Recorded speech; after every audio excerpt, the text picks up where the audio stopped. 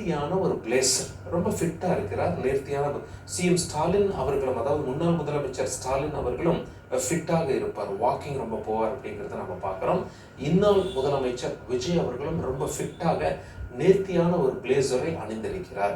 அவரிடமிருந்து வெளிப்படக்கூடிய அவருடைய body language, அவர் IAS IPS அதிகாரிகளோடு எப்படி பேசுகிறாரு, அமைச்சர்களோடு எப்படி பேசுகிறாரு, எதிர்கட்சி தலைவர்களோட மற்ற எம்எல்ஏக்களோட பாமர மக்களோட எப்படி பேசுகிறாரு, இதெல்லாம் ஸ்டடி செய்த பிறகு டாக்டர் சைலேந்திர பாபு அவர்கள் என்ன சொல்கிறார் அப்படின்னா, அவர்கிட்ட ஒரு கான்ஃபிடென்ஸ் தெரியுது, ஒரு தன்னம்பிக்கை, ரொம்ப காம அமைதியாக ரொம்ப அழகாக டீல் பண்ணுறாரு, தன்னம்பிக்கை வெளிப்படுகிறது. அது மட்டும் இல்லை, அவருடைய இந்த உடையில ஒரு சேஞ்ச்.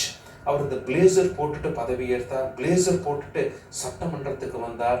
இதன் மூலமா என்ன உணர்த்த விரும்புகிறார் அப்படின்னா, நான் ஒரு சீரியஸ் அரசியல்வாதி என்பதை உணர்த்த விரும்புகிறார். சினிமால அது ஒரு உயர்ந்த அந்தஸ்துல இருந்தார், ஒரு இமேஜில் இருந்தார். பட் இப்போ அரசியலுக்கு வந்திருக்கிறார், தான் ஒரு சீரியஸான அரசியல்வாதி, வேலைதான் அங்கு முக்கியம் என்பதை உணர்த்துகிறார். அது மட்டும் இல்லை, அவருடைய அந்த பிளேசர் ஸ்டைல் என்பது இது உள்ளூர் ஸ்டைல் அல்ல, இது ஒரு உலகளாவிய கண்ணோட்டம். ஆங்கிலத்தில் not local but global Outlook என்று அழைப்பார்கள். அதாவது இந்திய அளவில் அரசியல்வாதிகள் யாரும் கோட் சூட் போட்டு பதவி ஏற்பது கிடையாது. ஆனால் சர்வதேச அளவில் நாம் பார்த்தோம் அப்படின்னா, உதாரணத்துக்கு ஒபாமா பாருங்க, நிறைய நேரங்களில் டை போடாமல் வெறும் பிளேசர் மட்டும் போட்டவாறு காட்சியளிப்பார். இது ஒரு சர்வதேச ஸ்டைல், அதாவது ஒரு குளோபல் அவுட்லுக்.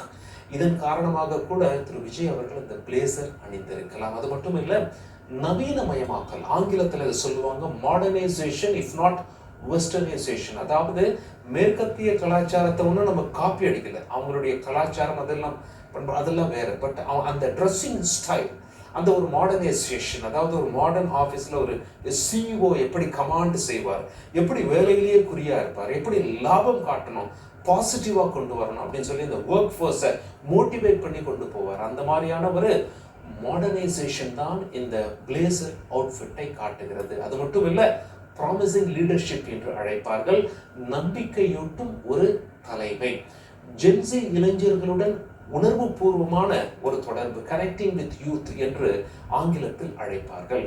இளைஞர்களின் அபிலாஷைகளை பூர்த்தி செய்தல், அதாவது மீட்டிங் யூத் ஆஸ்பிரேஷன் என்று அழைப்பார்கள். அது மட்டும் இல்லை, ஹோப் ஃபார் த ஃபியூச்சர், வருங்காலத்தின் நம்பிக்கை. இதுதான் அவருடைய அவுட்ஃபிட், அவருடைய பிளேசர் ஆகட்டும், அவருடைய உடல் மொழியாகட்டும், அந்த லேசான தாடி லேசான மீசை வைத்து அவருடைய அந்த தோற்றமாகட்டும், ரொம்ப அமைதியாக எல்லாத்தையும் டீல் பண்ணி கொண்டிருக்கிறார்.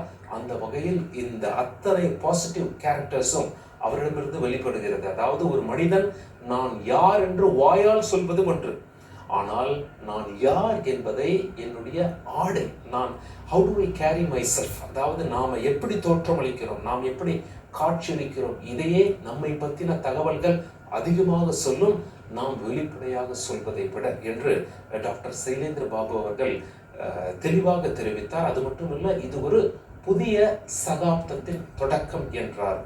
சொல்லால் அல்ல செயலால் நாம் நம்மை பற்றி பேசுவதை விட நமது ஆடை நம்மை பற்றி அதிகம் பேசும். தமிழகத்தின் முதல் பிளேசர் முதலமைச்சர் சிஎம் விஜய் அவர்கள், இது ஒரு தலைமுறை மாற்றம், அதாவது ஜெனரேஷனல் ட்ரெண்ட் சேஞ்ச், இதைத்தான் இந்த ஆடையும் சரி அவருடைய உடல் மொழியும் சரி காட்டுகிறது என்று முதலமைச்சர் விஜய் பற்றின தன்னுடைய மதிப்பீட்டை தந்தி டிவியோடு பகிர்ந்து